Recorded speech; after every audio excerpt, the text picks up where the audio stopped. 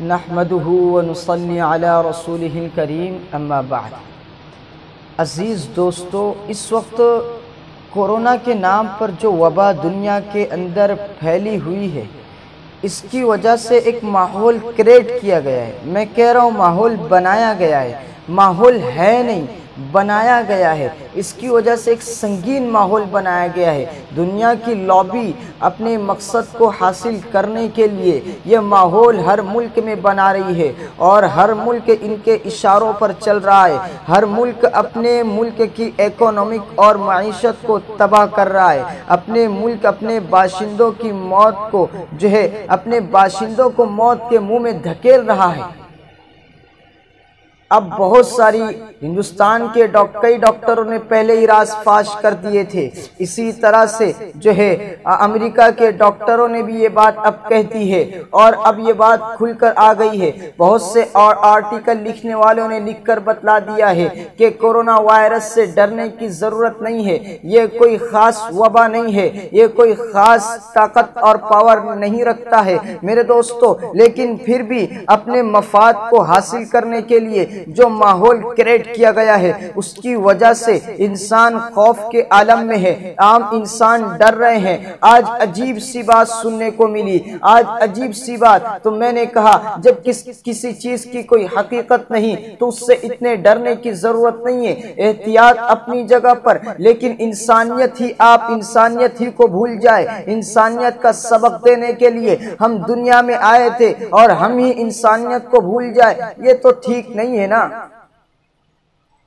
آج ہمارے قریب میں ایک شخص کو کورونا پوزیٹیو ہے، اس طرح کے اثرات ہیں، وہ تکلیف میں ہے، وہ بیماری میں ہے، وہ پریشانی کے عالم میں ہے۔ اب ان کی بیٹی ان سے ملنے کے لیے جانا چاہتی ہے، ان کی بیٹی ان کی عیادت کے لیے جانا چاہتی ہے، ان کی بیٹی انہیں دیکھنے کے لیے جانا چاہتی ہے، ان کی بیٹی ان کی تیمارداری کے لیے جانا چاہتی ہے۔ لیکن دیکھے تو صحیح، اس لڑکی کے گھر والے کہتے ہیں اگر تو نے گھر کے باہر قدم رکھا، اگر تو اپنے باپ کو دیکھنے کے لیے گئی تو تجھے طلاق ہو جائے گی۔ بتائیں تو صحیح کہ کہاں گیا آپ کا ایمان، بتائیں تو صحیح کہاں گیا آپ کا توکل، کہاں گیا خدا پر بھروسہ۔ مجھے بتائے تو صحیح جو لوگ یقین کا درس دینے آئے تھے، آج ان کا یقین اتنا کمزور ہو گیا ہے، آج ان کا ایمان اتنا کمزور ہو گیا ہے۔ ارے کیا ہم یہ سبق بھول گئے ہیں کہ خدا ہی کی ذات ہے، موت دینے والی، حیات دینے والی ذات خدا ہی کی ہے۔ نفع و نقصان کا مالک اگر کوئی ہے تو وہ صرف اور صرف خدا ہے۔ اگر آپ سمندر کی گہرائی میں چلے جائیں گے، زمین کی تہ میں چلے جائیں گے اپنے آپ کو بچانے کے لیے، تب بھی اگر خدا چاہے گا تو موت آپ کو جکڑ لے گی۔ موت کے پنجے سے آپ نہیں بچ سکتے، موت آپ کو جکڑ لے گی، موت آپ کو کھینچ لے گی، موت آپ کو کھینچ کر نکال لے گی۔ میرے دوستو یہ بات سمجھے۔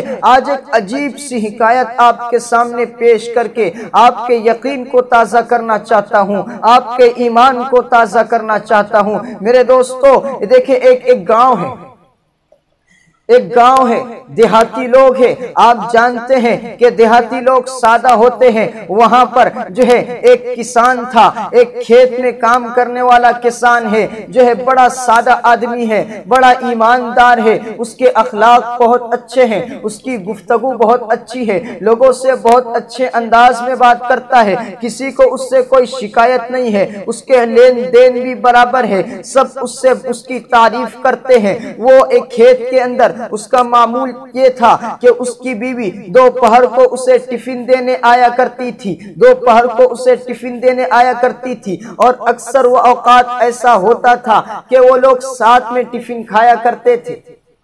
یہ ایک طرف کا منظر ہے۔ میں آپ کو دوسری طرف کا منظر بتاتا ہوں کہ علاقے کا قاضی، شہر کا قاضی، ڈسٹرکٹ کا جج ایک فیصلہ کر رہا ہے، اور فیصلہ کرتے ہوئے ماجرا کیا ہوتا ہے کہ جب وہ فیصلہ لکھنے کے لیے اپنا پین اٹھاتا ہے، اپنا قلم اٹھاتا ہے، تو اس کی پین کا جو اگلا حصہ ہوتا ہے جسے نب کہتے ہیں، وہ نب ٹوٹ جاتی ہے، پھر سے اٹھاتا ہے اور فیصلہ لکھنے جاتا ہے۔ کیا فیصلہ لکھ رہا ہے، موت کا فیصلہ لکھ رہا ہے، جو پھانسی کا فیصلہ لکھ رہا ہے کہ پھانسی کی سزا دی جائے گی، موت کی سزا دی جائے گی، لکھنے کے لیے کاغذ پر جو ہے قلم رکھتا ہے، پین رکھتا ہے، اس کی نب ٹوٹ جاتی ہے، پہلی مرتبہ ٹوٹی، دوسری مرتبہ ٹوٹی، تیسری مرتبہ ٹوٹی، چوتھی مرتبہ ٹوٹی، یہ بار بار کے ٹوٹنے سے وہ پریشان ہوا، وہ حیران ہوا کہ کسی کیس میں ایسا ماجرا نہیں ہوا، اس کیس کے اندر اتنی اچھی پین ہے، اتنا اچھا قلم ہے، کیوں بار بار ٹوٹ رہی ہے، کیوں بار بار نب ٹوٹتے چلی جا رہی ہے؟ کوئی تو بات ہے، کوئی تو ماجرا ہے، کچھ تو ہے اس کیس کے اندر، کچھ تو ایسا ہے، دیکھنا چاہیے۔ اس نے اعلان کی، اس نے جو ہے وہاں پر اعلان کیا کہ اس کیس کی تفتیش پھر سے کی جائے، جانچ پڑتال پھر سے کی جائے، اس کیس کو پھر سے دیکھا جائے۔ وہ کیس کیا تھا؟ وہ کیس یہی تھا کہ اس کسان وہ کسان اپنی بیوی کے ساتھ اکثر جو کھانا کھایا کرتا تھا۔ میں یہ بتانا آپ کو چاہ رہا ہوں کہ اگر خدا موت دینا چاہے تو کوئی روک نہیں سکتا۔ اگر خدا آپ کی طرف سے آپ کی موت کا وقت نہیں آیا ہے تو موت کا وقت نہیں آیا ہے تو کوئی آپ کو موت نہیں دے سکتا۔ دنیا کی طاقت اگر مل جائے تب بھی آپ کو موت نہیں دے سکتی ہے۔ یہ ماجرا اسی پر ہے، یہ قصہ اسی پر ہے، دلچسپ قصہ ہے، آپ سنیں۔ کہتے ہیں نا کہ جسے اللہ رکھے تو اسے کون چکھے، وہی بات یہاں پر ہے کہ جسے اللہ رکھے اسے کون چکھے۔ ایک روز جو ہے اس کسان کی بیوی اپنے جو ہے اس کا نام بشیرہ ہے، کسان کا نام نذیر ہے، یہ نذیر جو ہے نذیر کو کھیت میں جو ہے کھانا دینے کے لیے، ٹفن دینے کے لیے توشہ دان لے کر بیوی پہنچتی ہے، بیوی دیتی ہے، اکثر ساتھ میں کھاتے تھے۔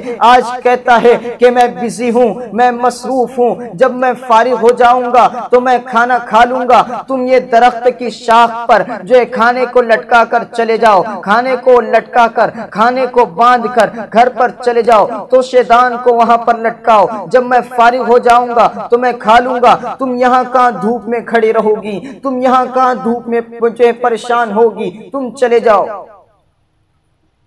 اب جب وہ کسان نذیر فارغ ہوا تو اس نے جو ہے اپنا ٹفن لیا، اپنا کھانا لیا، اپنا ٹفن لینے کے بعد، اپنا کھانا لینے کے بعد جو اس نے کھانا شروع کیا، کھانا کھا رہا ہے، ابھی چند ہی لقمے کھائے تھے، اس کی طبیعت خراب ہونے لگی، اس کا سر چکرانے لگا، اس پر مدہوشی طاری ہونے لگی، اس پر مدہوشی طاری ہونے لگی۔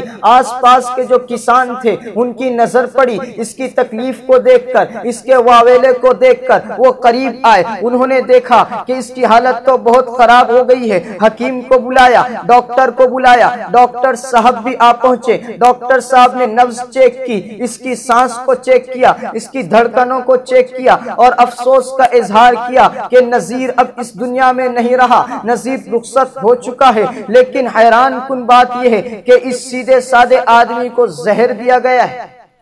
کیا دیا گیا ہے؟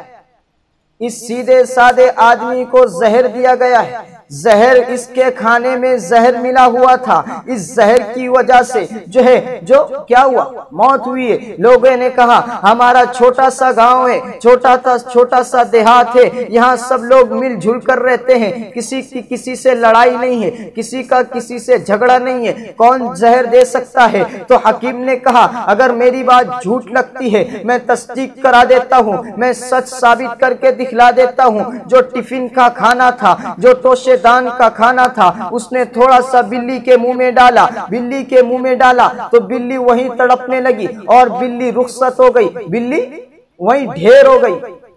لوگوں کو یقین آ گیا کہ نذیر کو جو ہے زہر دیا گیا ہے، لیکن اب بحث یہ چھڑ پڑی کہ نذیر کو جو ہے زہر کس نے دیا ہے، نذیر کو کس نے مارا ہے، نذیر کا قاتل کون ہے؟ اس کا ایک دوست تھا، اس کے ساتھ ہمیشہ کھیت میں بھی رہتا تھا، اس کا پڑوسی بھی تھا۔ لوگوں نے کہا کہ یہ اس کا دوست ہے، اسی نے کسی وجہ سے زہر دیا ہوگا، ان کی لڑائی ہوگی۔ تو کہا کہ بھائی اس نے ابھی جو کھانا کھایا ہے، کھانے کے وقت تو یہ آدمی یہاں تھا نہیں اور کھانا تو یہ لایا بھی نہیں ہے، کھانا کھانے کے وقت یہ قریب آیا بھی نہیں ہے، ان کی ملاقات ہوئی بھی نہیں ہے، تو پھر یہ زہر نہیں دے سکتا۔ اتنے میں پولیس بھی آ گئی، لوگ جو ہے بات کر رہے تھے، بات کرتے کرتے لوگوں کے اشارے ایک ہی طرف چل پڑے کہ کھانا تو نذیر کی بیوی بشیرہ لائی ہے اور بشیرہ ہی نے زہر دیا ہوگا۔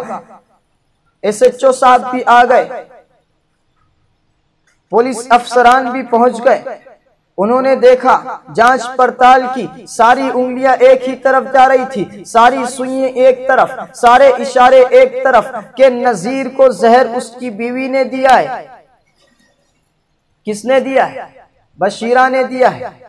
اس لیے کہ لوگ کہتے ہیں کہ بشیرہ اکثر ساتھ میں کھاتی تھی، لیکن آج بشیرہ ساتھ میں کھانا نہیں کھائی ہے۔ اگر اس میں زہر نہیں ہوتا تو بشیرہ ضرور ساتھ میں کھاتی۔ بشیرہ کھانا دے کر چلی گئی، مطلب کہ بشیرہ نے زہر دیا ہے۔ ہو سکتا ہے کہ گھر میں کوئی جھگڑا ہوا ہو، گھریلو دشمنی کی وجہ سے، گھریلو لڑائی کی وجہ سے بشیرہ نے اس کا کام تمام کر دیا ہے، بشیرہ نے اس کو زہر دے دیا ہے۔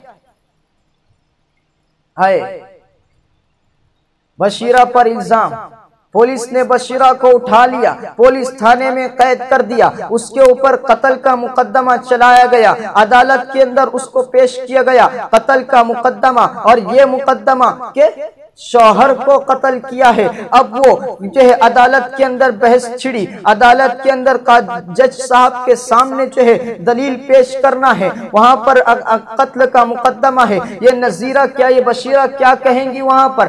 آپ مجھے بتائیں نا، اس کو غم اپنے شوہر کے انتقال کا غم، پھر پلس بڑا غم تو یہ، اس پر غم کا پہاڑ تو یہ ٹوٹا کہ اس کا الزام بھی اسی کے سر پر کہ اسی نے جو ہے اپنے شوہر کو قتل کیا ہے۔ بیچاری غم کے عالم میں کیا کہتی؟ عدالت کے اندر جج نے جو ہے ساری بات سننے کے بعد کہا کہ بھئی فیصلہ تو یہی ہے کہ اسی نے زہر دیا ہے، اس لیے کہ کھانا یہی لائی تھی، کھانا اسی نے بنایا ہے، اور جو ہے ہو سکتا ہے ان کے درمیان کوئی جھگڑا ہو، اس لیے اس نے زہر دیا ہو۔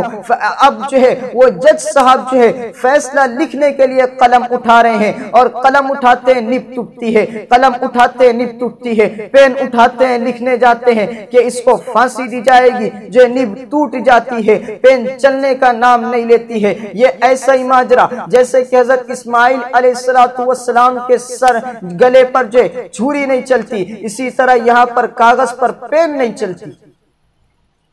اب کیا؟ جج نے کہا کوئی تو بات ہے، کا دوبارہ تفتیش کی جائے، جانچ پڑتال کی جائے، اس جگہ کا ٹھیک سے جائزہ لو۔ اب اس جگہ کا جائزہ لیا گیا، کچھ سمجھ نہیں آیا تو درخت کو اکھاڑا گیا، اس درخت کو اکھاڑ کر نکالا گیا۔ نیچے کیا دیکھتے ہیں؟ درخت کی جڑ کے پاس کہ ایک سانپ مرا ہوا ہے، اور اس سانپ پر بہت ساری چونٹیاں لگی ہوئی ہے، بہت ساری چونٹیاں ہیں۔ تو بات سمجھ میں آئی کہ نذیر کے کھانے میں بھی چونٹی تھی، لوگوں نے دیکھی تھی، لیکن چونٹی کو غور نہیں کیا تھا کہ چونٹی ہی تو ہے، اور دیہات کے لوگ ہیں وہ تو کھا لیتے ہیں، ایسے ہی سادے لوگ ہوتے ہیں، ان کے ناز و نخرے نہیں ہوتے زیادہ۔ تو یہ جو چونٹیاں تھی یہ سانپ کے پاس سے چلتے چلتے جو ہے نذیر کے کھانے کی بو سونگ کر نذیر کے کھانے میں پہنچی ہے، اور نذیر کے کھانے میں جو ہے ان کے پیروں سے زہر گیا ہے، ان کے منہ سے زہر گیا ہے، اور اس زہر سے نذیر کی موت ہوئی ہے۔ یہ عدالت کے سامنے فیصلہ سامنے آیا کہ اصل موت تو زہر کی وجہ سے ہوئی ہے، بشیرہ اس میں بے قصور ہے، بشیرہ نے قتل نہیں کیا ہے۔ تو دیکھیں یہ خدا کی طرف سے انتظام ہوتا ہے کہ خدا جسے موت دینا چاہے اسے کوئی روک نہیں سکتا، اور اگر خدا کی طرف سے کسی کی موت کا وقت نہیں آیا ہے تو اسے کوئی موت نہیں دے سکتا، اس کی موت کا کوئی فیصلہ نہیں کر سکتا ہے۔ اسے کہتے ہیں کہ جسے اللہ رکھے اسے کون چکھے۔ تو دیکھیں خدا پر ایمان مضبوط کریں، خدا پر یقین کو مضبوط کریں، اور جو ہے آپ سے زیادہ جو ہے آپ حیران کن بات یہ ہے کہ ہم سے زیادہ تو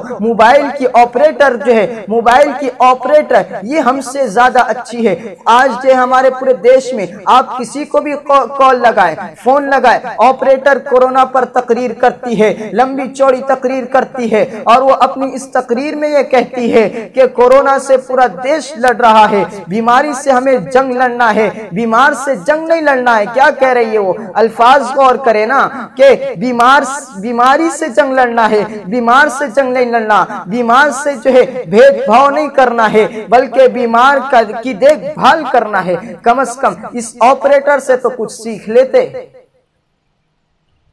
تو یہ رمضان کا مقدس مہینہ ہے، اپنوں کا دل جیتنے کی کوشش کریں، خیر خواہی اور لوگوں کی مدد کا ماحول بنائیں، اور اللہ تبارک و تعالیٰ سے ہم دعا کرتے ہیں کہ اللہ تعالیٰ اس وبا کا جلد سے جلد جو ہے خاتمہ فرما دیں، اور ہم تمام کے ایمان کو محفوظ رکھیں، اور ہم تمام کو صراط مستقیم پر چلنے کی توفیق عطا فرمائے۔ وآخر دعوانا ان الحمد للہ رب العالمین۔